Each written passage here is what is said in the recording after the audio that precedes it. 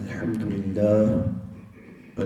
لله نحمده ونستعينه ونستغفره ونؤمن به ونتوكل عليه ونعوذ بالله من شرور أنفسنا ومن سيئات أعمالنا من يهده الله فلا مضل له ومن يضلله فلا هادي له ونشهد أن لا إله إلا الله وحده لا شريك له ونشهد أن محمدا عبده ورسوله. قال الله تبارك وتعالى في القرآن المجيد والفرقان الحميد: منها خلقناكم وفيها نعيدكم ومنها نخرجكم تارة أخرى. صدق الله مولانا العظيم وبلغنا رسوله النبي الكريم الأمين. نبی کریم صلی اللہ علیہ وسلم کی ذات اقدس پر درود پاک پڑھ لیجئے. الصلاة والسلام عليك يا رسول الله وعلى آلك وأصحابك يا حبيب الله. الصلاة والسلام عليك يا نبي الله وعلى آلك وأصحابك يا نور الله.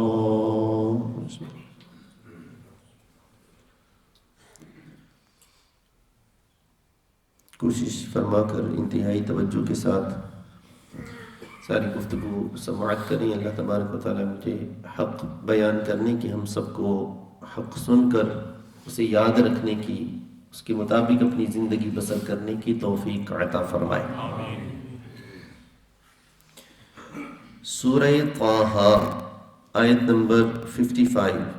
اللہ تبارک و تعالیٰ ارشاد فرماتا ہے: منها خلقناكم وفيها نعيدكم ومنها نخرجكم تارة أخرى. یہ آیت آپ نے سنی ہوگی.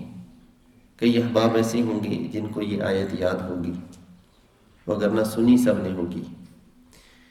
یہ آیت کریمہ ایسی ہے کہ ایک خاص موقع پر اس آیت کریمہ کو پڑھا جاتا ہے. خاص موقع پر وہ موقع ایسا ہے کہ ہم میں سے ہر کوئی اس وقت کو پہنچے گا. ہر کسی پر وہ وقت آنا ہے. اس کے سر کے اوپر بھی یہ آیت پڑھی جا رہی ہوگی. اس کے ترجمہ تشریح کی طرف میں آتا ہوں. پہلے وہ موقع کون سا ہے جس موقع پر یہ آیت کریمہ تلاوت کی جاتی ہے؟ جب کسی بھی شخص کو دفن کرنے کے لیے ہم جاتے ہیں اور اسے قبر کے اندر رکھا جاتا ہے. قبر کے اندر رکھنے کے بعد قبر کو اوپر سے بند کرتے ہیں، پھر مٹی ڈالنے کا وقت آتا ہے. تو جب مٹی ڈالنے کا وقت آتا ہے تو اس وقت مستحب یہ ہے کہ قبر کے سر کی طرف سے مٹی ڈالنے کا آغاز کیا جائے، اور جو قریبی رشتہ دار ہیں میت کے، اگر بیٹا ہے تو باپ ہے تو بیٹا، بھائی، جو قریبی رشتہ دار ہیں، یہ مٹی ڈالنے کا آغاز کریں. اور آغاز میں مستحب یہ ہے کہ دونوں ہاتھوں میں یوں مٹی لیں سر کی طرف سے اور قبر پر مٹی ڈالیں، اور ساتھ اس آیت کا پہلا حصہ تلاوت کریں: منہا خلقناکم. پھر دونوں ہاتھوں میں مٹی اٹھائیں اور ڈالتے ہوئے قبر پر ڈالتے ہوئے اس آیت کا اگلا حصہ تلاوت کریں: وَفِيهَا نُعِيدُكُمْ. پھر ہاتھوں میں مٹی اٹھائے تیسری مرتبہ اور مٹی کو قبر پر ڈالتے ہوئے اس آیت کا آخری حصہ تلاوت کریں وَمِنْهَا نُخْرِجُكُمْ تَارَةً أُخْرَى. یوں 3 مرتبہ ہر شخص آتا جائے جو قریبی رشتہ دار ہیں، اور 3 مرتبہ وہ مٹی بھی ڈالتے جائیں اور اس آیت کو 3 حصوں میں یوں پڑھتے چلے جائیں. تو ہم میں سے ہر کسی پر وہ وقت آنا ہے کہ جب وہ قبر میں ہوگا اور اس کے رشتہ دار اوپر یوں مٹی ڈال رہے ہوں گے. اے کاش کہ ہمارے ساتھ ایسا ہو کہ مٹی ڈالنے والے بھی نیک لوگ ہوں، پڑھنے پڑھانے والے لوگ ہوں، تو اور اس کے بعد بھی پڑھنے پڑھانے کا سلسلہ چلتا رہے کہ ہم دنیا سے چلے جائیں، ہمارے لیے ایصال ثواب کا سلسلہ چلتا رہے. وگرنہ تو میاں محمد بخش صاحب رحمۃ اللہ تعالی علیہ آپ نے بڑی پیاری بات ارشاد فرمائی. آپ فرماتے ہیں کہ لپیں بکیں مٹی پاندے. بک لپ صحیح، لپیں بکیں مٹی پاندے تے کردے ٹیر اچیرا. ڈھیری ہوتی ہے نا قبر جو ہوتی ہے، اس کی طرف اس کے بارے میں فرماتے ہیں کہ لپیں بکیں مٹی پاندے کردے ٹیر اچیرا پڑھ درود کرانو جاندے مڑنے پاندے پھیرا.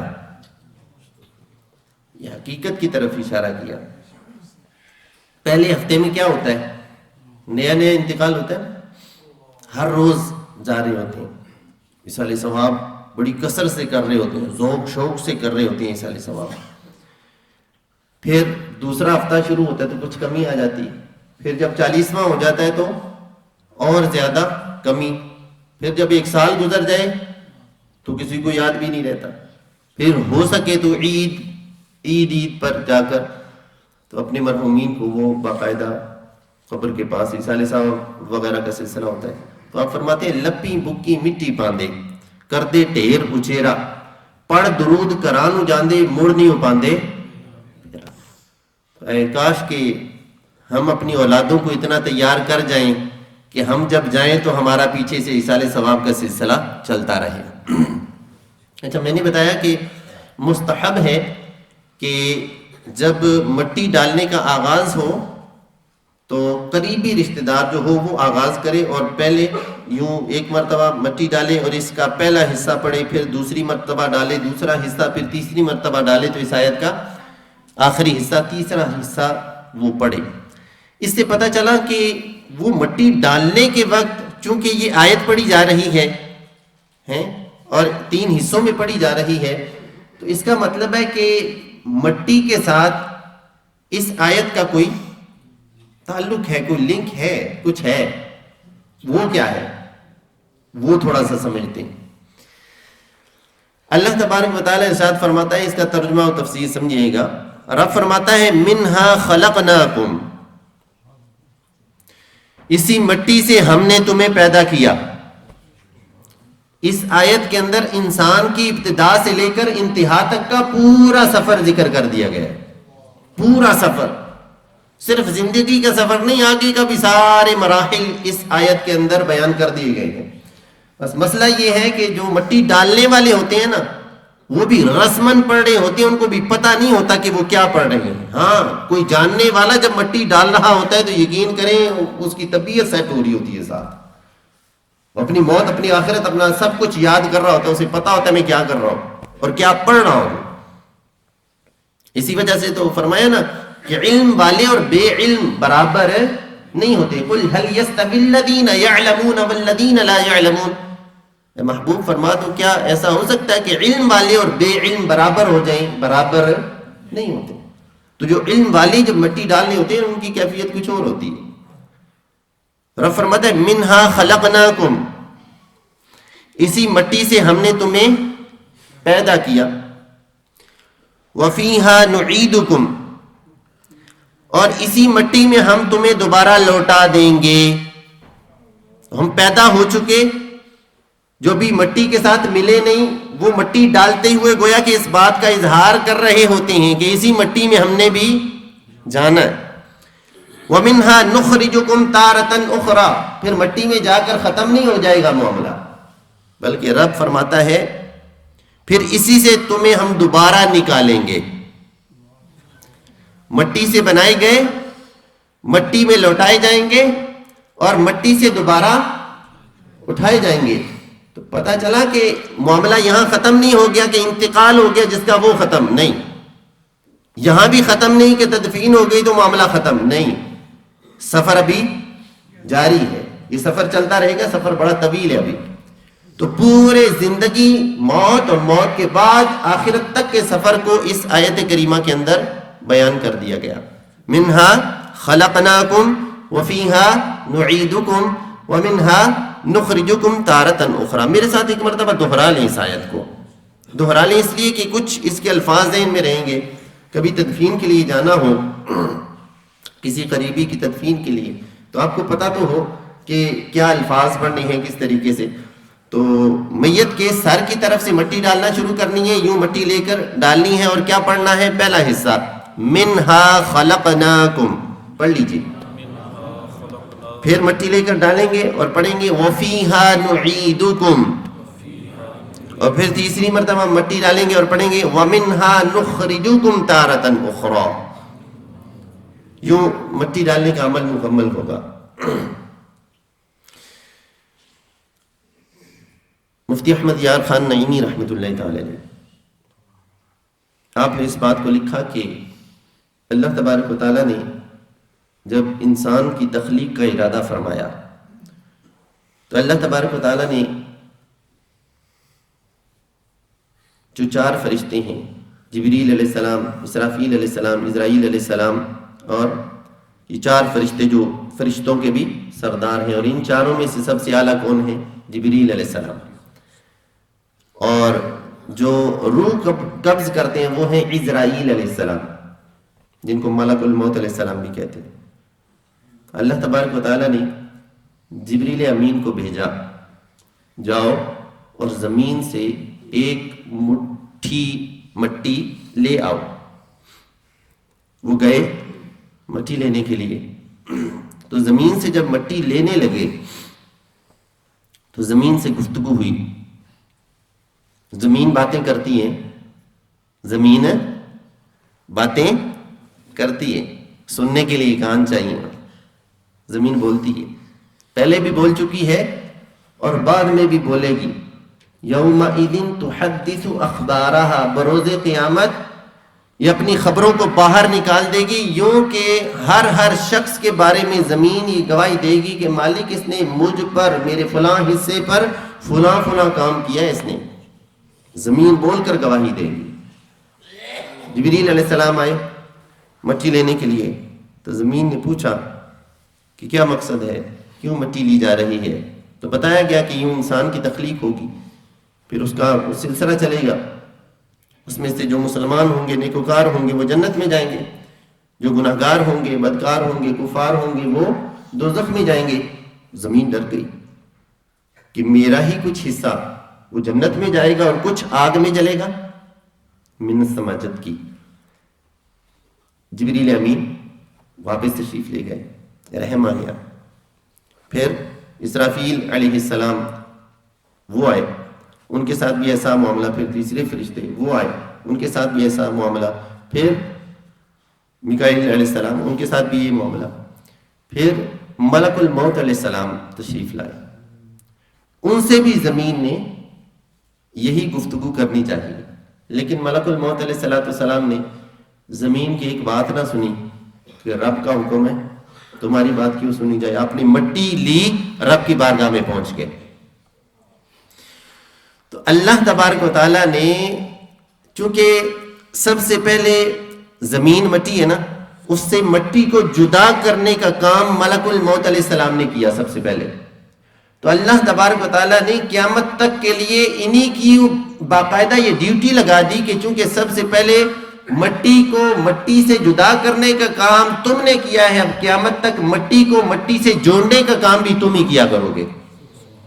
لہٰذا اس وجہ سے ملک الموت علیہ السلام کی یہ ڈیوٹی لگی کہ یہ مٹی کو مٹی سے ملا دیتے ہیں، یعنی روح قبض کرنے کی ڈیوٹی ان کی ہے.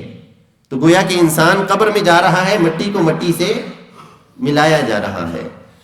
تو یہ ایک سلسلہ ہے جو ہمارے آغاز سے لے کر ہمارے اختتام تک ہمارا تو بڑا گہرا تعلق ہے مٹی سے. مٹی سے محبت بھی ہونی چاہیے، مٹی سے دوری نہیں ہونی چاہیے. یہ بھی صوفیہ فرماتے ہیں کہ کبھی کبھی ایسا ہونا چاہیے کہ مٹی پر بیٹھ جانا چاہیے، زمین پر بیٹھ جانا چاہیے، زیادہ کراہت محسوس نہیں کرنی چاہیے مٹی سے.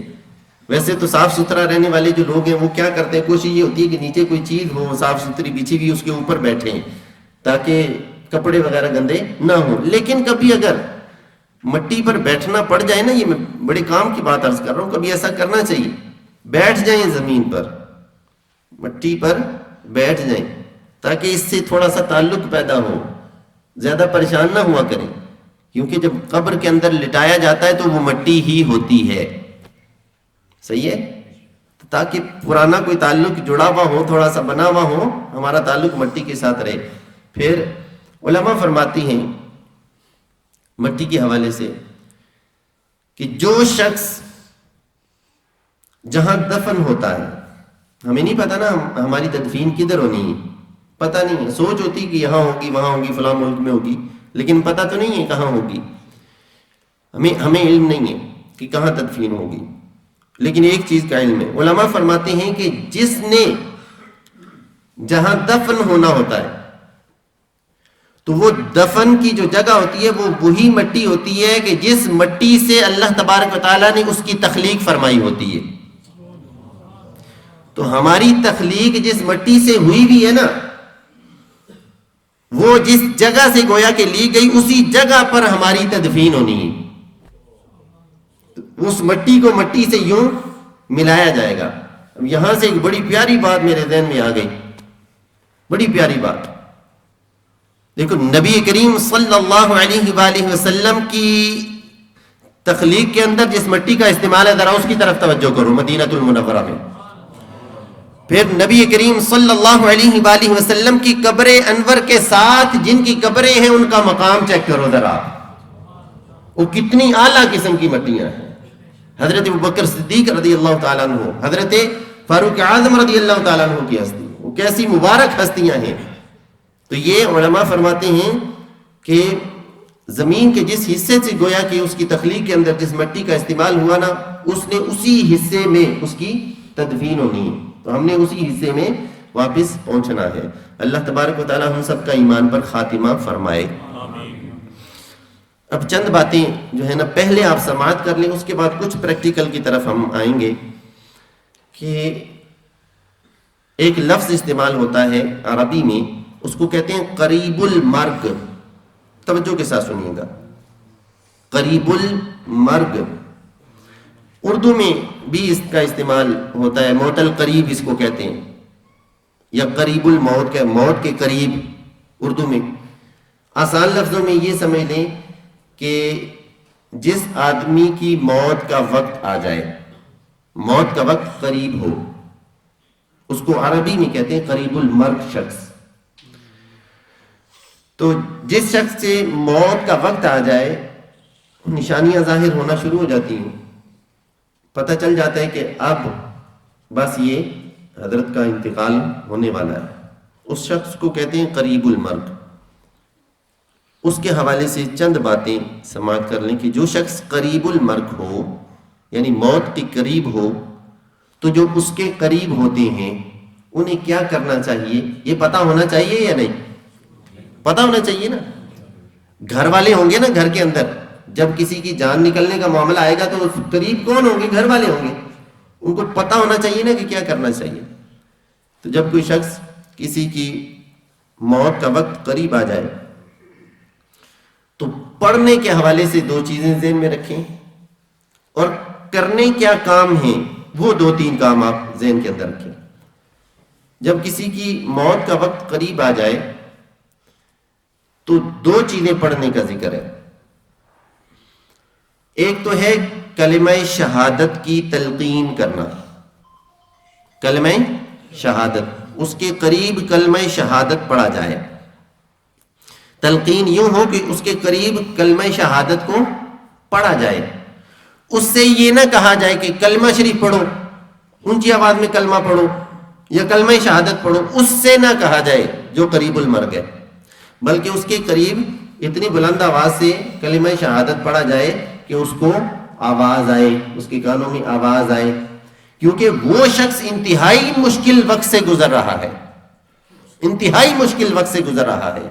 اس سے پہلے جو سیشن گزری ان کے اندر میں نے وضاحت کے ساتھ بیان کیا ہے کہ موت جب فرشتے جب روح قبض کرنے کے لیے آتے تو کیفیت کیا ہوتی ہے، تو ان چیزوں کو اگر آپ ذہن میں رکھیں تو یہ شخص انتہائی مشکل وقت سے گزر رہا ہے، تو اس کو تلقین یوں نہیں کرنی کہ اس کو کہیں کہ پڑھو، کیونکہ علماء نے فرمایا کہ کہیں ایسا نہ ہو کہ موت کی سختیوں کی وجہ سے اس کی زبان سے ایسے الفاظ نکل جائے نعوذ باللہ من ذالک کہ میں نہیں پڑھتا،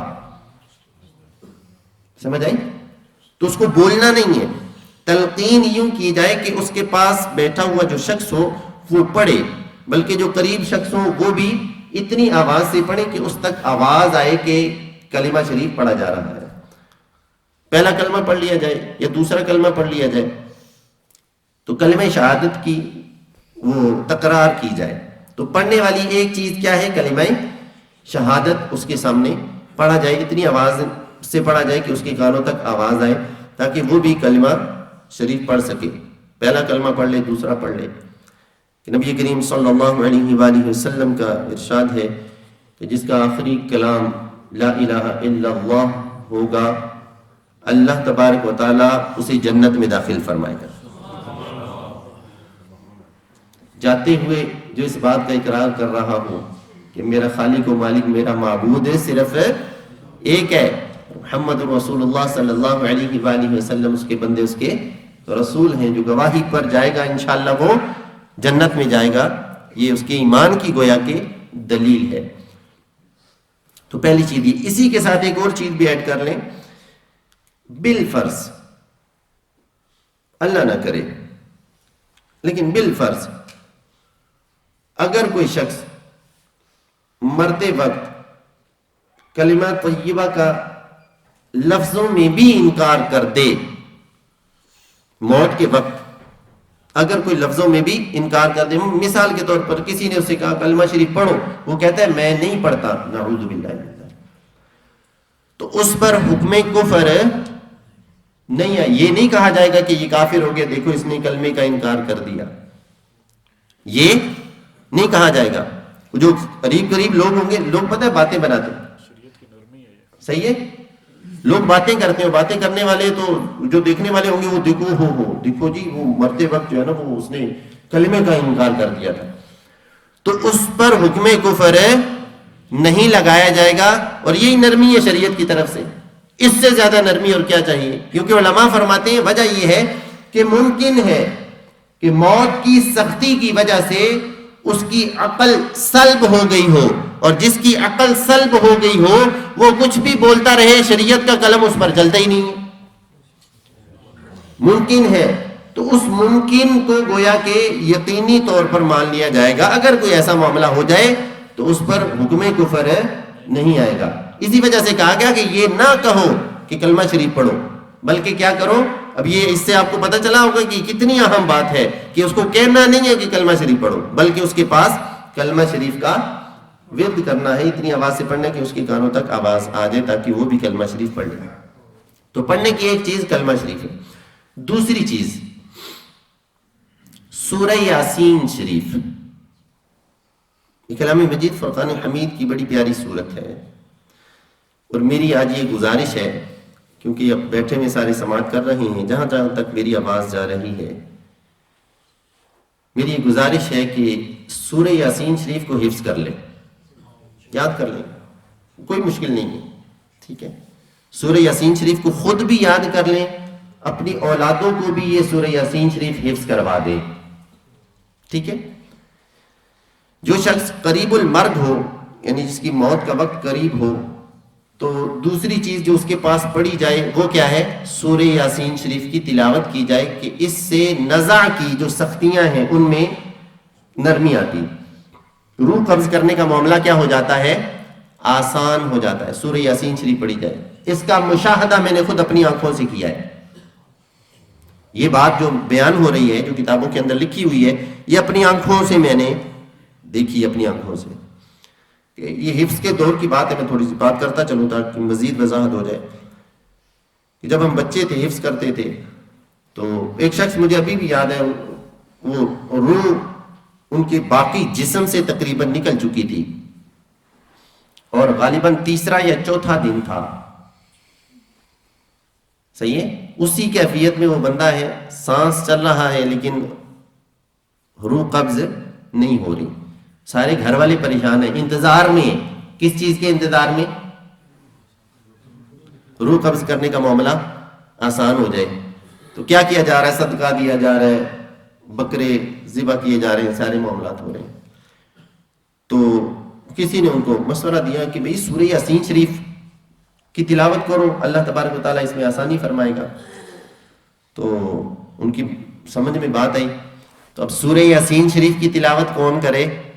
گھر کے اندر جو پڑھنے والے ہیں ان کو قرآن پاک صحیح طریقے سے پڑھنے ہی نہیں آتا. ٹھیک ہے، تو اب کیا کریں جی؟ قاری صاحب فلاں ان کو بلا کے لے آئیں. اگر وہ نہیں ملتے تو ان کے کوئی شاگرد لے آئے. تو وہ لینے کے لیے آئے تو استاد صاحب نے ہمیں بچوں کو بھیجا کہ جاؤ بھی جا کر سورہ یاسین شریف پڑھو. مجھے بالکل وہ جیسے بالکل بندہ دیکھ رہا ہوتا ہے نا، وہ کیفیت ابھی میرے سامنے ہے. ہم لوگ گئے، جا کر وہ قریب کھڑے ہو کر سورہ یاسین شریف کی تلاوت شروع کی. ایک مرتبہ بھی ابھی سورہ یاسین شریف مکمل نہیں ہوئی تھی، اللہ تبارک و تعالیٰ کے فضل سے اس کی روح قبض ہو گئی. ہماری آنکھوں کے سامنے دیکھتے دیکھتے. کہاں 2-3 دن، اور کہاں ایک مرتبہ بھی نہیں. 5 منٹ لگتے ہیں سورہ یاسین شریف پڑھتے ہوئے. تو ایک مرتبہ بھی ابھی کمپلیٹ نہیں ہوئی تھی کہ اس کی روح قبض ہو گئی. تو یہ قریب المرگ شخص جو ہے، اس کے پاس دوسری چیز جو پڑھی جائے وہ کیا ہے؟ سورہ یاسین شریف. اور اس کے پڑھنے کا صحیح طریقہ یہ ہے کہ ایسا نہ ہو کہ سارے ہی پڑھنا شروع کر دیں. ایک سورہ یاسین شریف لی ہوئی ہے، سب نے سارے ہی پڑھ رہے. یہ درست نہیں ہے. درست طریقہ یہ ہے کہ ایک پڑھے، اتنی آواز سے پڑھے کہ سب کو آواز آ رہی ہو. ایک پڑھے اور باقی اس کو سماعت کریں، سنیں. تو یہ صحیح طریقہ ہے سورہ یاسین شریف کے پڑھنے کا. تو 2 چیزیں پڑھنے کی، ایک کلمہ شریف اور دوسرا سورہ یاسین شریف. پھر جب اس کی روح قبض ہو جائے، اس کا انتقال ہو جائے. اس کے ساتھ میں یہ بھی عرض کر دوں، اللہ تبارک و تعالیٰ کچھ کو ایسی موت عطا فرماتا ہے کہ کوئی دوسرا نہیں بتا رہا ہوتا کہ کیا کرو یا کیا پڑھو. وہ خود بتا رہے ہوتے ہیں، اچھا اب یہ پڑھو، یہ پڑھ چکے، اچھا اب یہ پڑھو. صحیح ہے؟ بہت بڑی ایک ہستی، بہت بڑی ایک ہستی ہمارے اساتذہ میں سے، بہت بڑی ایک ہستی، عظیم مصنف. ان کا جب آخری وقت تھا، وصال کا وقت تھا، تو ساری زندگی انہوں نے گزاری دین کی خدمت کے لیے، اور شادی کرنے کی فرصت بھی نہ ملی ساری زندگی. اور اتنی کتابیں لکھ کے گئے ہیں ماشاءاللہ کہ ایک قرآن پاک کی تفسیر ان کی 14 جلدوں پر ہے، 14 جلدوں پر. اور ایک جلد اتنی موٹی ہے. صرف قرآن پاک کی ایک تفسیر، ان کی 2 تفسیریں ہیں قرآن پاک کی. ٹھیک ہے؟ اور باقی بخاری شریف، مسلم شریف کی شروحات اور دیگر کتابیں. ان کے جو طلباء شاگرد تھے ان کے پاس، تو وہ طلباء کو بتا رہے ہیں، اپنا جب موت کا وقت آیا ہوا ہے، طلباء کو بتا رہے ہیں اور یوں بتا رہے ہیں، اچھا وہ فلاں جاؤ نا، فلاں کتاب حدیث شریف کی وہ اٹھا کے لاؤ، فلاں صفحہ کھولو، اس پر فلاں حدیث شریف لکھی ہے، وہ پڑھو. وہ طلباء کہہ رہے ہیں کہ استاد جی یہ ہم ہاسپٹل میں ہیں، یہاں تو لائبریری نہیں ہے. اچھا لائبریری نہیں ہے، اچھا پھر خود بتا رہے ہیں کہ اس حدیث کے اندر کیا لکھا ہوا ہے. قریب المرگ شخص کے پاس کیا پڑھو؟ تم وہ پڑھو.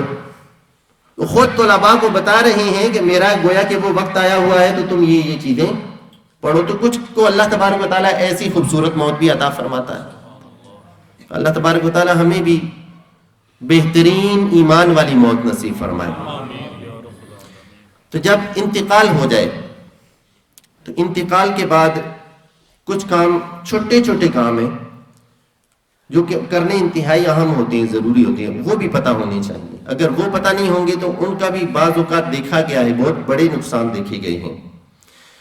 جیسے ہی کسی کا انتقال ہو جائے، بہتر تو یہ ہے جب کوئی شخص قریب المرگ ہو اور خود ہلنے جلنے کے قابل نہ رہے تو اس کو اس طرح سے لٹایا جائے کہ اس کا چہرہ قبلے کی طرف ہو جائے. ٹھیک ہے، چہرہ کدھر ہو جائے؟ قبلے کی طرف. اس طرح سے اس کو لٹائیں، اور جب اس کا انتقال ہو جائے تو یہ چیک کر لیں کہ چہرہ قبلے کی طرف ہی ہے، اگر نہیں تو چہرے کو قبلے کی طرف پھیر دیں. اور دوسرا کام، اس کی آنکھوں کو بند کر دیں، نرمی کے ساتھ آنکھیں بند کر دیں. تیسرا کام، کوئی پٹی وغیرہ لے کر جو اس طرح کی نہ ہو کہ جو تکلیف دینے والی ہو، صحیح، وہ لے کر میت کی جس کا انتقال ہو چکا ہے اس کے چہرے کو یوں اوپر نیچے سے یوں باندھ دیا جائے. بہت زیادہ سختی سے نہ باندھا جائے. پوری اس گفتگو کے اندر آپ ایک چیز مجھ سے سنتے رہیں گے کہ بڑی نرمی سے یہ کام کیا جائے، بہت زیادہ نرمی سے یہ کام کیا جائے، سختی نہ کی جائے. صحیح ہے، یہ انتہائی اہم چیز ہے. تو یوں کپڑا ایک اس کے جبڑے کے نیچے سے یوں سر تک وہ باندھ دیا جائے، اور سختی سے نہ باندھا جائے. مقصد کو ذہن میں رکھا جائے. مقصد کیا ہے کہ منہ بند ہو جائے. ٹھیک ہے، کیونکہ عموماً ایسا ہوتا ہے کہ جب انتقال ہوتا ہے تو آنکھیں کھلی رہ جاتی. صحیح ہے، بعضوں کا چہرہ کھلا رہ جاتا ہے.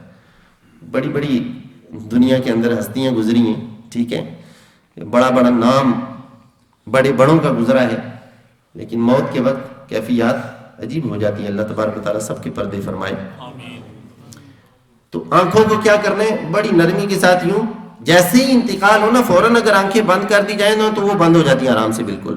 تو یوں آنکھوں پر ہاتھ لگا کر انہیں بند کر دیا جائے، اور چہرے پر یوں وہ لگا دی جائے، کوئی کپڑا وغیرہ جو ہے اس سے باندھ دیا جائے تاکہ یہ جبڑے ہی جڑ جائیں، آپس میں مل جائیں، تاکہ منہ کھلا نہ رہ جائے.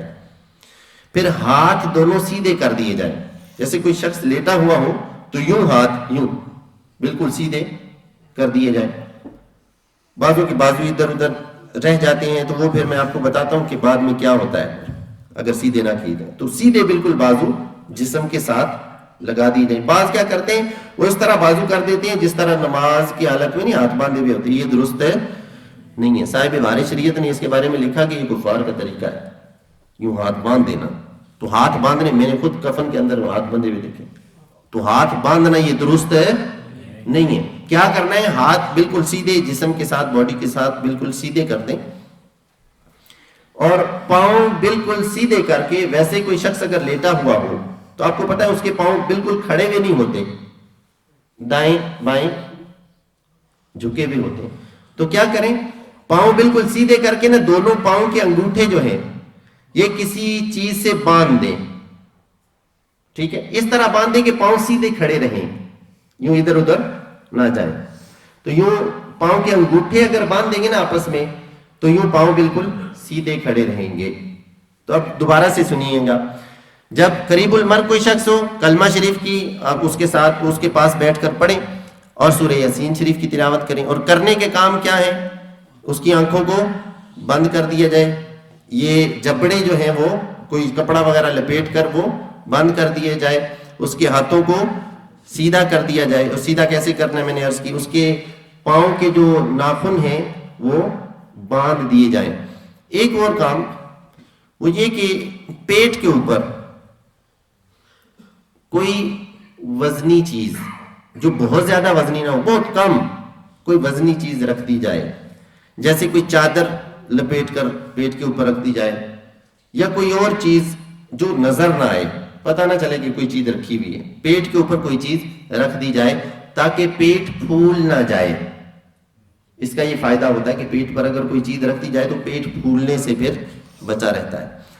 اچھا، جو لوگ، اب یہ کتنی اہم باتیں ہیں وہ میں عرض کرنے لگا ہوں.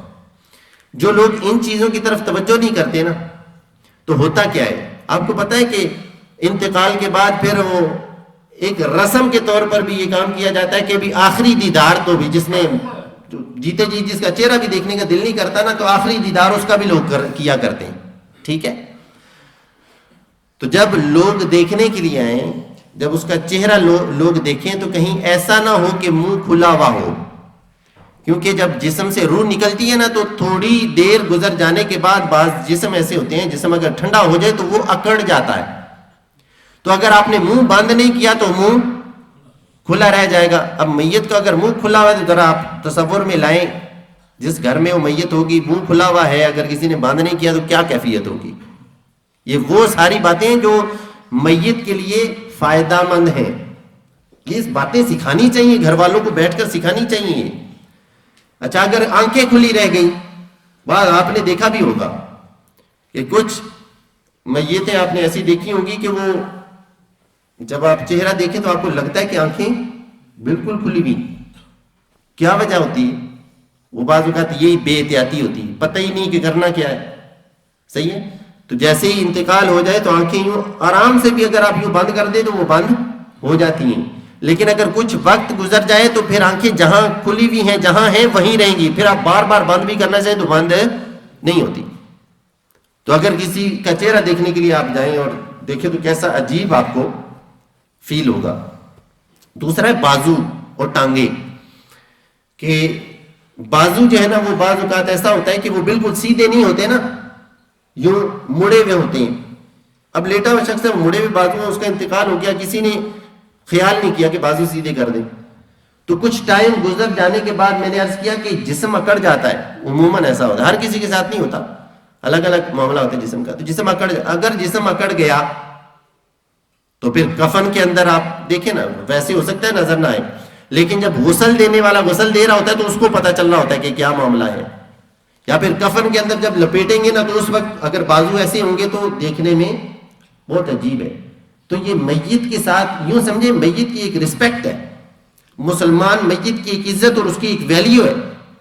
یہ شرعی احکامات ہیں جو مسلمان میت کے بارے میں اسلام مسلمان کو یہ سکھاتا ہے کہ بھئی یہ جو گیا ہے اس کی بڑی رسپیکٹ ہے، عزت ہے، اس کی عزت کرو. تو یہ اللہ تعالیٰ کا ہم پر بڑا فضل ہے کہ ہمیں مرنے کے بعد جلایا نہیں جاتا بلکہ دفنایا جاتا ہے. اللہ تعالیٰ کا ہم سب پر بڑا فضل ہے، احسان ہے. ہمیں پورے پروٹوکول کے ساتھ، عزت کے ساتھ ہماری تدفین کا معاملہ ہوتا ہے. یہ اللہ کا ہم پر فضل ہے. تو یہ چند کام وہ ہیں کہ جو انتقال کے فوراً بعد کر لینی چاہیے. پھر اس کے بعد حدیث پاک میں آتا ہے کہ میت وہ یہ جانتی ہے کہ اس کو کون غسل دے رہا ہے. میت پہچانتی ہے کہ اس کو کون کفن پہنا رہا ہے. میت یہ پہچانتی ہے کہ اس کے جنازے کو کون کندھا دے رہا ہے. میت اس بات کو جانتی پہچانتی ہے کہ اسے قبر میں کون اتار رہا ہے. میں نے عرض کیا تھا کہ یہ کام کن کو کرنے چاہیے؟ غسل میت کس کو دینا چاہیے؟ جو سب سے قریبی ہو، جو سب سے قریبی ہو اس کو اپنے قریبی شخص کی میت کو غسل دینا چاہیے. عموماً ہوتا ایسے ہے کہ غسل دینے والے مقرر ہوتے ہیں. صحیح ہے کہ کوئی بھی کسی کا بھی انتقال ہو جائے، جی فلاں شخصیت ان کو بلا کے لیں، وہی غسل دیتے ہیں. عموماً ہوتا ایسے ہے، لیکن اصل میں ہونا کیا چاہیے؟ یہ غلط نہیں ہے، یہ صحیح ہے، اس میں بھی فائدہ ہے. صحیح ہے، ہر کسی کو غسل کا پتہ نہیں ہوتا، تو ہونا چاہیے. کوئی اگر کچھ افراد ایسے ہوں جو ایکسپرٹ ہوں، جو غسل دینے کا معاملہ جانتے ہوں، تو اگر وہ ہوں تو یہ فائدے کی بات ہے. لیکن ہونا یہ چاہیے کہ اپنی اولاد کو پتہ ہونا چاہیے کہ والد صاحب اگر چلے گئے تو غسل کیسے دینا ہے، وہ پتہ ہونا چاہیے. ہونا یہ چاہیے کہ باپ کو بھی پتہ ہونا چاہیے. یہاں ایک یہ بھی مسئلہ ہے کہ ساروں کی توجہ ہے، ینگ جنریشن ہماری یہ کر رہی ہے، اس کو پتہ نہیں ہے، اس کو سکھانا ہے سارا کچھ، اسی کو سکھانا ہے سارا کچھ، اسی کے بارے میں فکر ہے، اپنی فکر ہی کوئی نہیں. کسی کو یہ فکر نہیں ہے کہ ہماری اتنی عمر ہوگی ہم نے یہ چیزیں سیکھنی ہیں. ہر کسی کو یہ فکر ہے میرا جو پوتا ہے نا وہ چونکہ ینگ ہے، وہ خراب ہو رہا ہے، اس کو ٹھیک کرنا ہے. بھیا آپ اپنے آپ کو ٹھیک کر لیں، تھوڑی سی محنت کریں تو پھر دیکھیں بیٹا بھی ٹھیک ہو جائے گا، پوتا بھی ٹھیک ہو جائے گا انشاءاللہ. تو جب کسی قریبی کا انتقال ہو جائے تو کوشش یہ ہونی چاہیے کہ جو قریبی ہے، قریب سے قریب، اگر باپ کا انتقال ہوتا ہے تو کون غسل دے؟ بیٹا دے. بیٹے کا انتقال ہو جائے تو کون غسل دے؟ باپ غسل دے دے. بھائی کا انتقال ہو جائے بھائی دوسرا غسل دے دے. تو یہ ہونا چاہیے. اسی طرح عورتوں کا معاملہ ہے، ماں کا انتقال ہو جائے تو غسل کسے دینا چاہیے؟ بیٹیوں کو دینا چاہیے. بیٹی کا انتقال ہو جائے تو کون غسل دے؟ ماں غسل دے. بہنیں ایک دوسرے کو غسل دیں. صحیح ہے، یہ معاملہ ہونا چاہیے. اس کی ایک وجہ میں آپ کو عرض کروں. با حیا جو لوگ ہیں، یہ اس بات پر اتنا زور کیوں دیا جاتا ہے؟ با حیا جو لوگ ہوتے ہیں نا، وہ ایسے ہوتے ہیں کہ وہ کسی کے سامنے اپنا جسم شو کرنا، یہ اس میں بڑی ان کو آر محسوس ہوتی ہے، یعنی شرم آتی ہے کسی کے سامنے جسم کھولنا. گھر میں تو وہ اپنے گھر والوں کے ساتھ تو نارمل طریقے سے ہوتے ہیں نا، لیکن باہر جب بھی نکلیں گے تو جسم چھپا کے نکلتے ہیں. تو یہ علماء نے فرمایا، روایتوں کے اندر آتا ہے کہ میت کو جس چیز سے زندگی میں خوشی ہوتی تھی نا، مرنے کے بعد بھی اس چیز سے خوشی ہوتی ہے، اور زندگی میں جو چیز اسے تکلیف دیتی تھی، مرنے کے بعد بھی وہ چیز اسے تکلیف دیتی ہے. تو جو زندگی میں یہ پسند نہیں کرتا کہ کوئی اس کے جسم کو دیکھے، سب لوگوں سے جسم اپنے کو چھپا کے رکھا اس نے، وہ مرنے کے بعد یہ پسند کرے گا کہ جب وہ مرے، اس کا جسم رکھا ہوا ہو، تو اس کے جسم کو غسل دینے والا کوئی ایسا شخص ہو کہ جس کے سامنے وہ قمیض اتارنا بھی پسند نہیں کرتا. تو کتنا اہم معاملہ ہے یہ. تو قریبی رشتہ داروں کو غسل دینا چاہیے، یہ اس کی اہمیت کو ذہن کے اندر رکھنا چاہیے. اچھا، غسل میت کے حوالے سے ایک بات ذہن میں رکھیں، بلکہ ایک روایت بھی سماعت کر لیں غسل میت کے حوالے سے. یہ بڑا اہم کام ہے. حضرت مولا کائنات علی المرتضیٰ شیر خدا کرم اللہ تعالی وجہہ الکریم یہ روایت کرتے ہیں نبی کریم صلی اللہ علیہ وسلم سے. حضور علیہ الصلوۃ والسلام نے ارشاد فرمایا، جو کسی میت کو نہلائے یعنی غسل دے، کفن پہنائے، خوشبو لگائے، جنازہ اٹھائے، نماز پڑھے، اور جو ناقص بات نظر آئے اسے چھپا دے، یعنی کوئی ایسی بات نظر آ جائے جو لوگوں کے سامنے آئے تو یہ عیب ہے، اسے چھپا دے، تو حضور علیہ الصلوۃ والسلام نے ارشاد فرمایا وہ اپنے گناہوں سے ایسا پاک ہو جاتا ہے جیسا آج ہی ماں کے پیٹ سے پیدا ہوا ہے. بڑی فضیلت ہے، میت کو غسل دینے کی بڑی فضیلت ہے. اسی طرح جنازہ لے کر چلتے ہیں نا، بعض احباب آپ نے دیکھا ہوگا جب جنازہ اٹھایا جاتا ہے تو آگے آگے بڑھتے ہیں جنازے کو کندھا دینے کے لیے، بڑی کوشش کرتے ہیں اس میں. یہ بڑی فضیلت کی بات ہے. اس حوالے سے بھی ایک روایت سماعت کریں کہ نماز جنازہ کو جو کندھا دیا جاتا ہے، تو اس حوالے سے ایک روایت میں آتا ہے کہ 40 قدم چلنے کا حکم ہے. نماز جنازہ کو کندھا کیسے دیا جاتا ہے یہ بھی مختصر سماعت کر لیں. یہ اگر میت رکھی ہوئی ہو مثال کے طور پر سامنے، سمجھانے کے لیے عرض کر رہا ہوں، یہ اس کے اوپر میت رکھی ہوئی ہو، یہ چہرہ ہے، یہ پاؤں ہے، میت کا چہرہ کدھر ہوگا؟ قبلے کی طرف، ٹھیک ہے. تو میت کو کندھا دینے کا جو سنت طریقہ ہے وہ کیا ہے؟ پہلے سیدھے سرہانے کی طرف، میت کے سرہانے کی طرف سیدھی طرف، یہ والی طرف ہوگی، ادھر سے لے کر چلے اور کم از کم 10 قدم چلے، پھر اسی سائڈ پہ پاؤں کی طرف آ جائے، پاؤں کی طرف سے کندھا دے اور کتنے قدم چلے؟ کم از کم 10 قدم چلے. پھر دوسری سائڈ پر چہرے کی طرف آ جائے، بائیں سائڈ میت کی چہرے کی طرف سے کندھا دے اور کتنے قدم چلے؟ کم از کم 10 قدم. پھر پاؤں کی طرف اور یہاں بھی کم از کم کتنے قدم چلے؟ 10 قدم. کتنے قدم ٹوٹل ہو جائیں گے؟ 40 قدم. روایتوں میں آتا ہے جو 40 قدم تک میت کو اٹھا کے جنازے کو کندھا دے، اللہ تبارک و تعالیٰ اس کی 40 کبیرہ گناہوں کو معاف فرما دیتا ہے.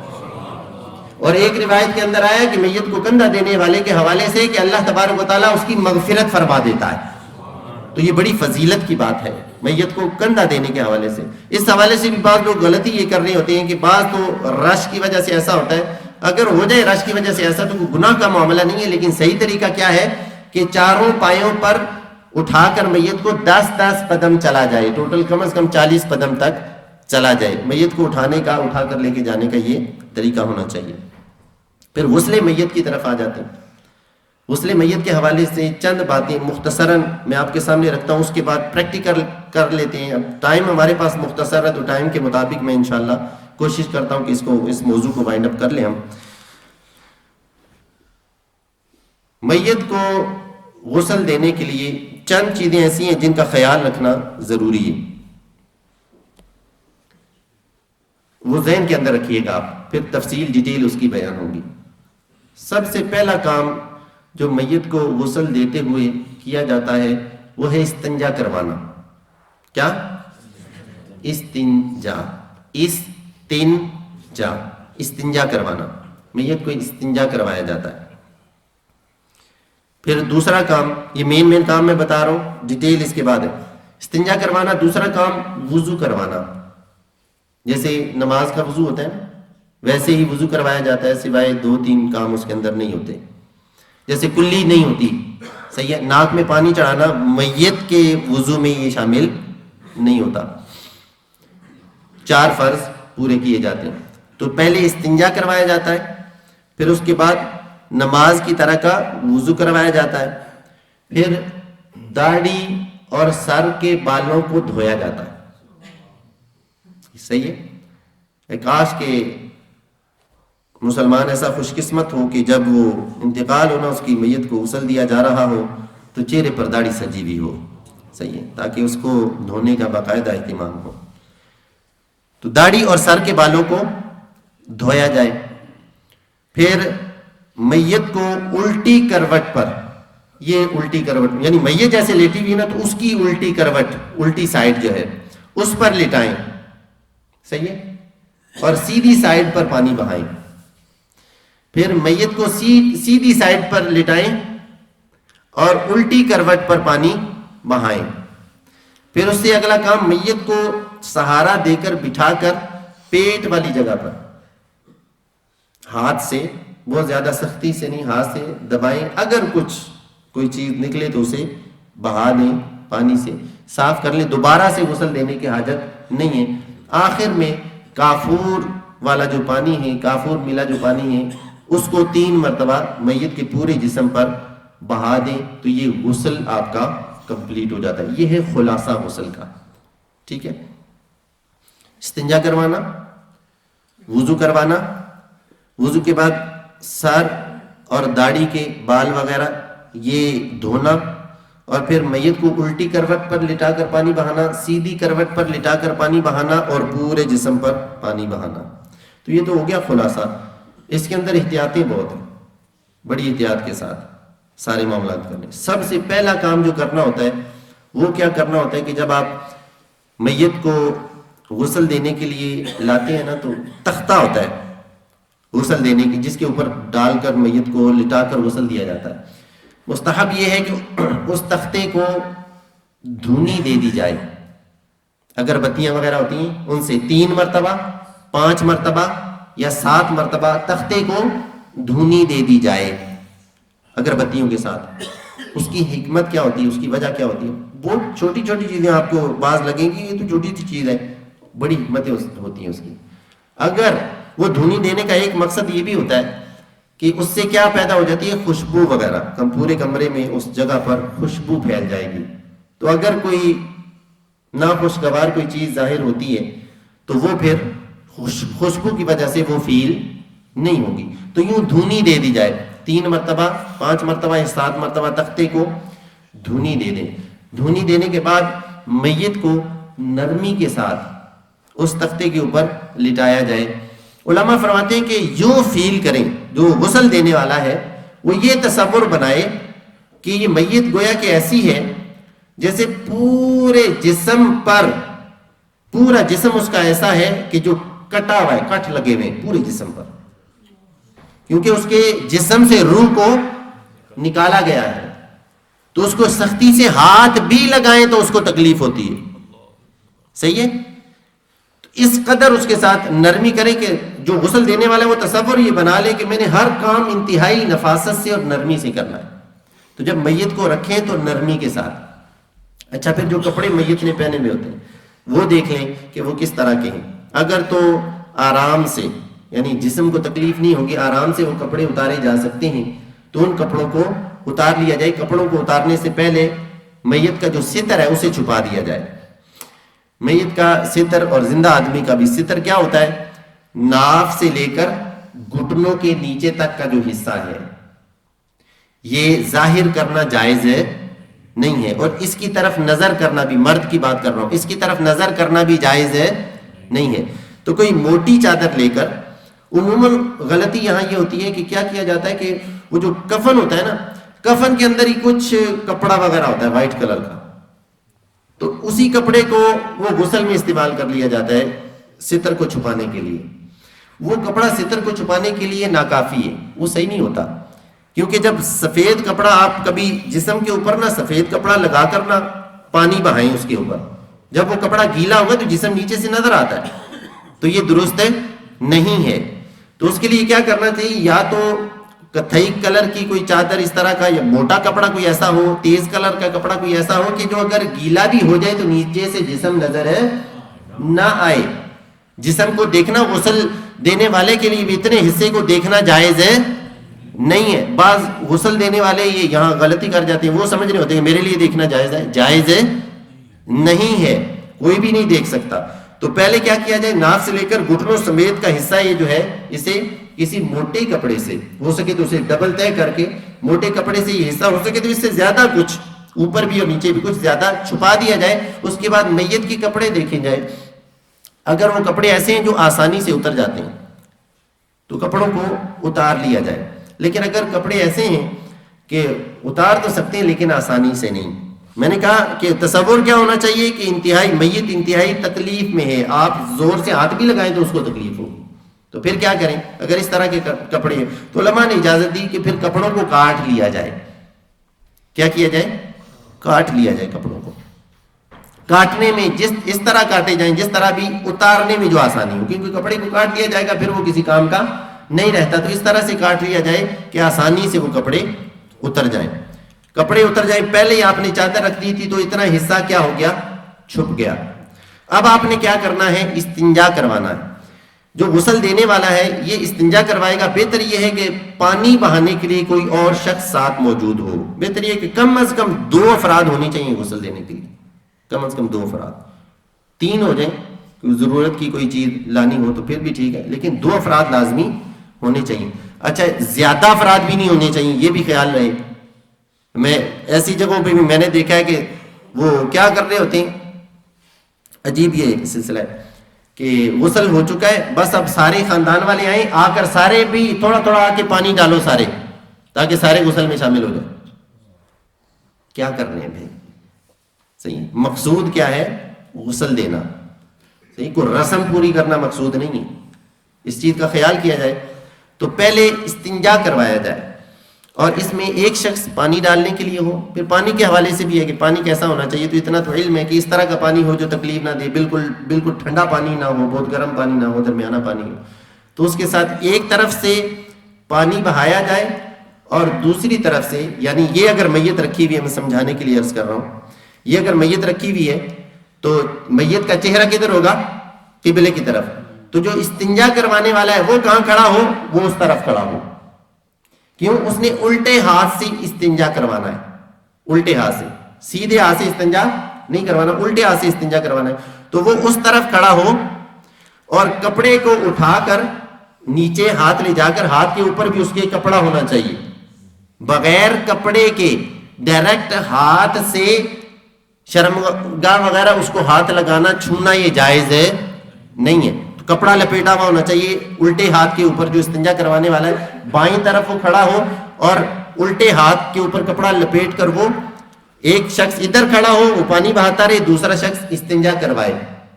دونوں سائڈوں سے استنجا کروائے. اگر کوئی بھی چیز نامناسب وہ ہو تو اسے پانی کے ذریعے سے بہا دیا جائے.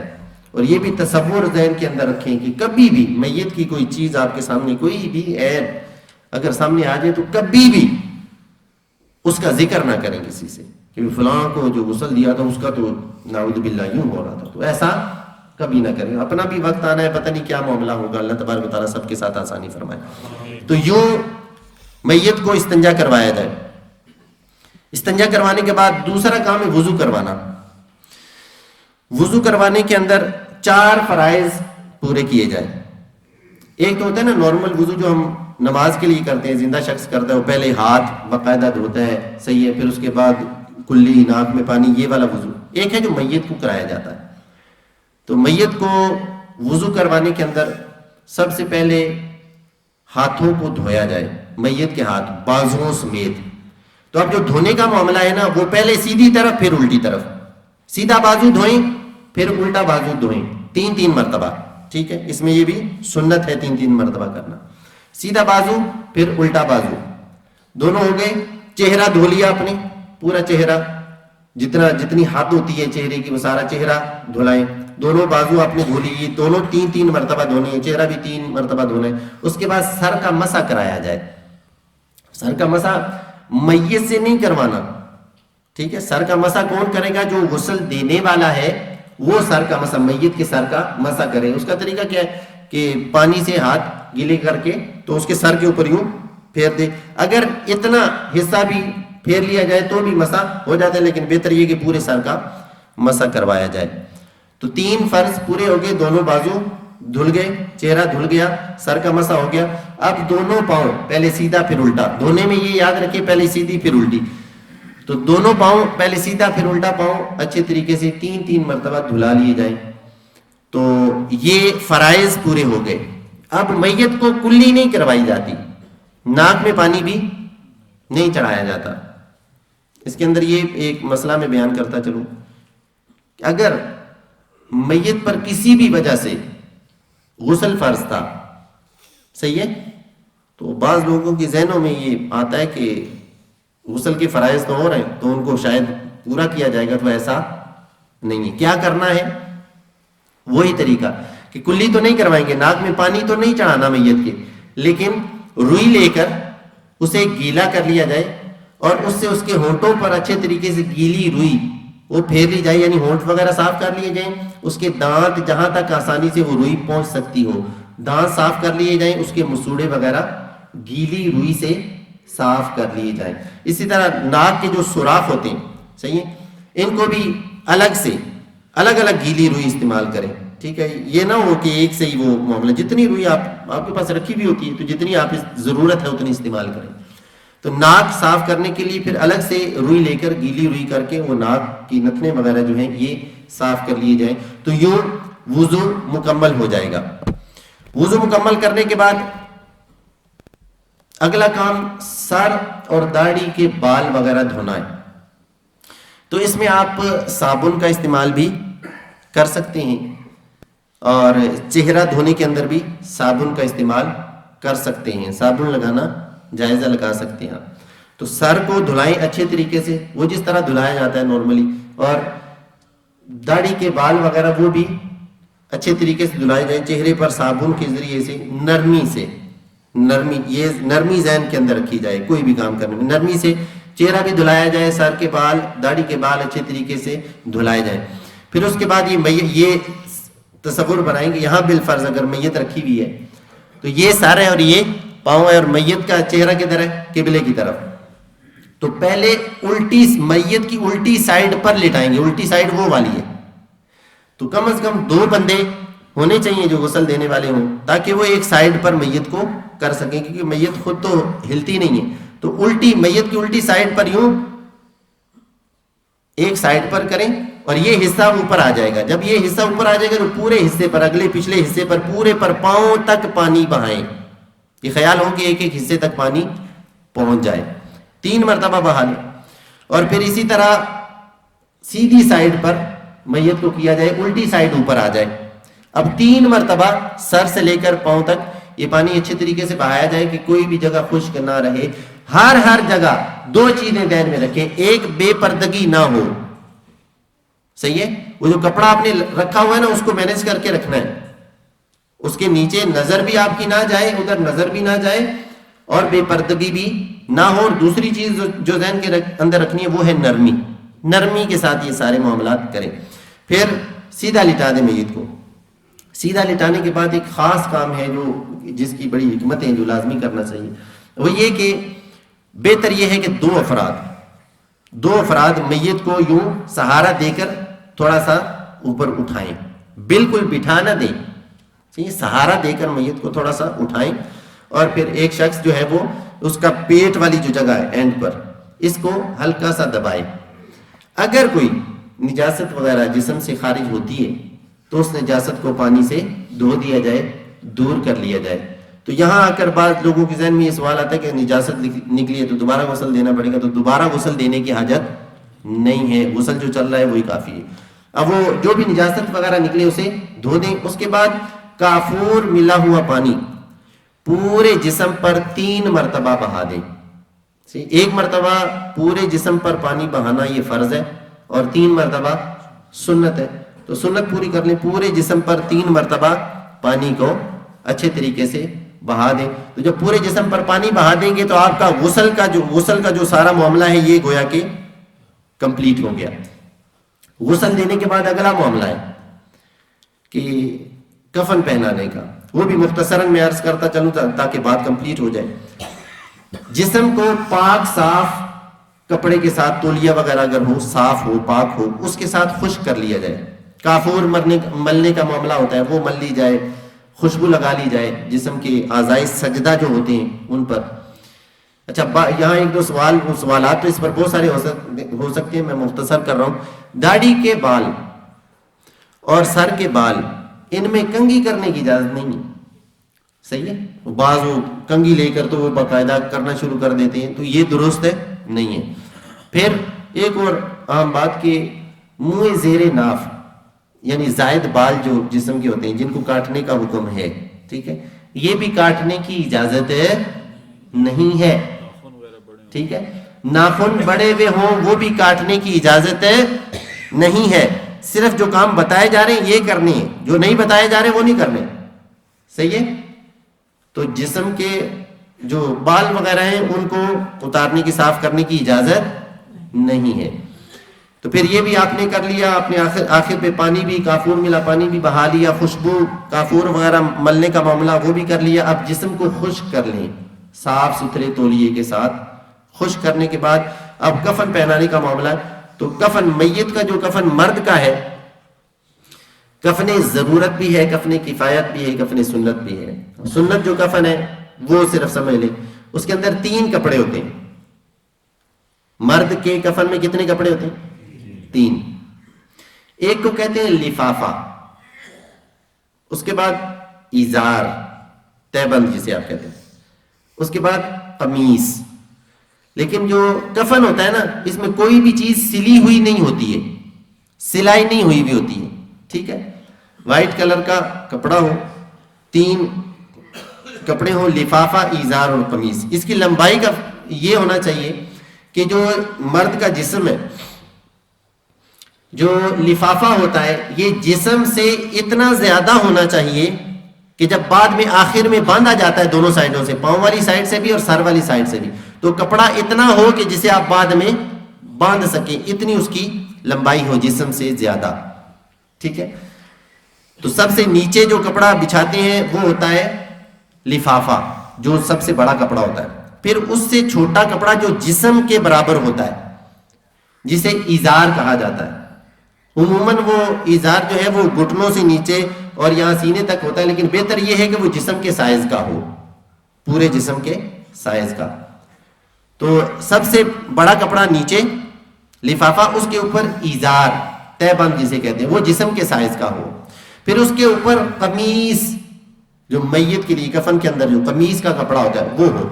وہ قمیص کہتا ہے وہ بھی ایک کپڑا ہی ہوتا ہے, وہ کوئی سلا ہوا کپڑا نہیں ہوتا. اس کی 2 سائڈیں ہوتی ہیں, درمیان سے اسے کاٹا ہوا ہو, یوں اوپر سے گلے والی سائڈ سے یوں کاٹا ہوا ہو, اور اس کو نکال کر یوں بچھا دیا جائے. سب سے اوپر قمیص, اس کے نیچے ازار, اور سب سے بڑا کپڑا لفافہ جسے کہتے ہیں وہ سب سے نیچے ہو. یوں بچھا کر اس کے اوپر میت کو رکھا جائے. اس طرح وہ میت کا آپ نے پہلے جسم خشک کر لیا, میت کو اس کے اوپر رکھا جائے, اور سب سے پہلے کیا کیا جائے, قمیص پہنا دی جائے. وہ جو درمیان سے خالی جگہ ہوتی ہے وہ یوں اوپر سے لے کے آئیں. تو وہ قمیص کی لمبائی کتنی ہونی چاہیے, یہ بھی کم از کم قمیص کی جو لمبائی ہے وہ گھٹنوں تک ہو دونوں سائڈوں سے, ٹھیک ہے.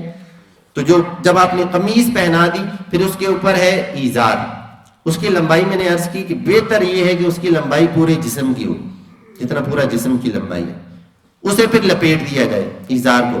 اچھا, کفن کو لپیٹنے میں ترتیب یوں رکھی جائے کہ پہلے الٹی سائڈ لپیٹی جائے, پھر سیدھی سائڈ, تاکہ سیدھی سائڈ جو ہے وہ اوپر کی طرف رہے. یہ چھوٹی چھوٹی باتیں, یہ بڑی حکمتیں ہیں ان کے اندر. پہلے الٹی سائڈ پھر سیدھی سائڈ, یوں ازار بھی آپ نے لپیٹ دیا. آخر میں جو لفافہ جس کو آپ کہتے ہیں جو سب سے بڑا کپڑا ہوتا ہے اس کو بھی اسی طرح پہلے الٹی سائڈ لپیٹے پھر سیدھی سائڈ لپیٹے، اور لپیٹ کر 3 کپڑے ہوتے ہیں عموماً، وہ کفن کو باندھنے کے لیے ہوتے ہیں. تو پاؤں کی طرف سے بھی جو زائد کپڑا ہے اسے یوں رول کر کے اسے باندھ دیا جائے، اور سر کی طرف سے بھی جو زائد کپڑا ہے لفافہ کا اسے رول کر کے یوں باندھ دیا جائے. اور ایک کپڑا اور ہوتا ہے وہ جسم کے درمیان سے ہوتا ہے، اس کو بھی باندھ دیا جائے. اچھا، باندھنے میں نا ایک احتیاط کی جائے، جو جسم کے اوپر جو کپڑا باندھا جاتا ہے نا کفن تاکہ کھلے نا، اس کے لیے احتیاطاً جو کپڑا باندھا جاتا ہے عموماً وہ باندھنے میں نا سختی کرتے ہیں، سخت کر کے باندھا. اس کا مقصد ذہن میں رکھا جائے، مقصد یہ ہے کہ کفن نہ کھلے، تو اس کو اتنی سختی سے نہ باندھا جائے کہ جس کی وجہ سے میت کو تکلیف ہو. تو اچھے طریقے سے یہ تینوں کپڑے باندھ دیے جائیں تاکہ کفن جو ہے وہ کھلے نا. اب اس کے اوپر جو بھی لکھائی کرنا چاہیں آپ، کلمہ طیبہ شریف، کلمہ شہادت شریف لکھا جاتا ہے، دیگر چیزیں لکھی جاتی ہیں. جو کفن کے اوپر جو لکھنے کا معاملہ ہے، وہ جو لکھنے کی چیزیں ہیں وہ روشنائی سے نہ لکھی جائیں، یعنی کسی چیز سے نہ لکھی جائیں بلکہ ہاتھ کی شہادت کی انگلی سے لکھی جائیں. یہ چیزیں جو بھی لکھنے کی ہیں تاکہ نظر نہ آئے تو انگلی سے لکھا جائے. بعض جگہوں پر یہ رواج ہے کہ وہ پتہ نہیں کیا کچھ چیزیں استعمال کی جاتی ہیں، تو یہ مناسب نہیں ہے. تو یوں میت کو تیار کر کے پھر لایا جائے، پھر اس کے چہرے کی زیارت جب بھی کروانی ہو تو سر والا حصہ کھول کر یوں چہرے کی زیارت. اس کے بعد کے بھی مراحل ہیں، لیکن یہاں تک ابھی ہمارا وقت زیادہ ہو رہا ہے. یہ میت کو غسل دینے کے حوالے سے پریکٹیکل کچھ تفصیل کے ساتھ میں نے آپ کے سامنے ساری چیزیں رکھی. اللہ تبارک و تعالی ہمیں یاد رکھنے کی توفیق عطا فرمائے. اس کے حوالے سے میں اپنا ایک تجربہ عرض کر دوں. آپ یہ کوشش کیجئے کہ جب بھی اپنے خاندان میں، اپنی فیملی میں کسی کا انتقال ہو جائے تو کوشش یہ ہو کہ ایک فرد ہو جس کو اچھے طریقے سے غسل دینا آتا ہو. وہ غسل دینے کے لیے تیار ہو جائے، جی غسل میں دوں گا، اور ساتھ یہ نیت کر لے کہ اپنے ساتھ ایک بندے کو تیار بھی کرنا ہے. اگلا بندہ جو غسل کے لیے تیار ہوگا تو وہ خود سلیکٹ کر لے بھی اس بندے کو میں اپنے ساتھ رکھوں گا.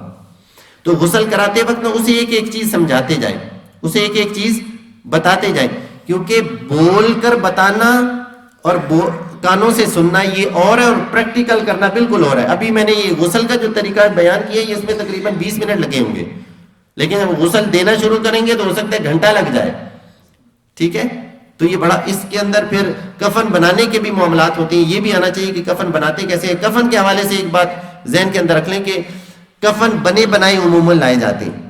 ٹھیک ہے، تو بہتر یہ ہے کہ میت کے سائز کے مطابق کفن کا کپڑا وہ لایا جائے یا سلیکٹ کیا جائے، یا اگر آپ کوئی بھی پہلے سے کفن کا کپڑا لے آئے ہیں تو اس کو چیک کر لیں یا چیک کروا لیں کہ بھی اتنا سائز ہے تو یہ ٹھیک رہے گا. کیونکہ بعض اوقات ایسا بھی ہو جاتا ہے کہ جب میت کو رکھتے ہیں نا کفن پہنانے کے لیے، اس وقت پتہ چلتا ہے کہ کپڑا تو بھائی چھوٹا ہو گیا، تھوڑا پڑ رہا ہے. تو یہ انتہائی پھر مشکل معاملات ہوتے ہیں. اللہ تبارک و تعالی ہم سب کا خاتمہ بالایمان فرمائے. اور یہ بھی دعا کیا کریں کہ کاش کہ ایسا ہو کہ جب ہم دنیا سے جائیں، اللہ تعالیٰ نے دنیا کے اندر بھی پردے رکھے ہوئے نا، اللہ تبارک و تعالیٰ دنیا سے جانے کے بعد بھی ہمارے پردے سلامت رکھے.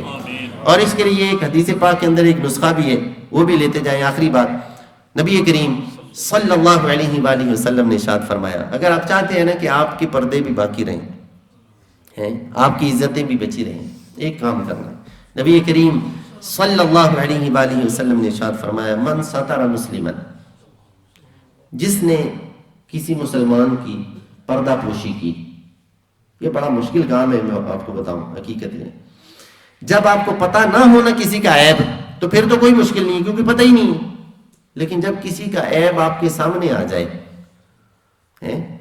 پھر اس کو چھپانا، اپنے اندر رکھنا، یہ بڑی مردانگی کی بات ہے. اور اس پر فضیلت کیا ہے وہ سنیں.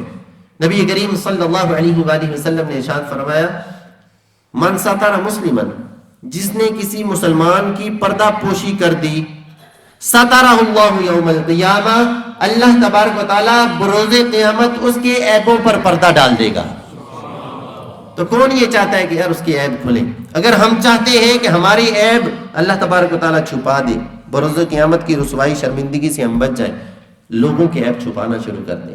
اللہ تبارک و تعالیٰ ہم سب کو جو سنا جو سیکھا اسے یاد رکھنے اس پر عمل کرنے کی بھی توفیق نصیب فرمائے. آمین بجاہ النبی الامین وصلی اللہ تعالی علی محمد صلی اللہ علیہ وسلم.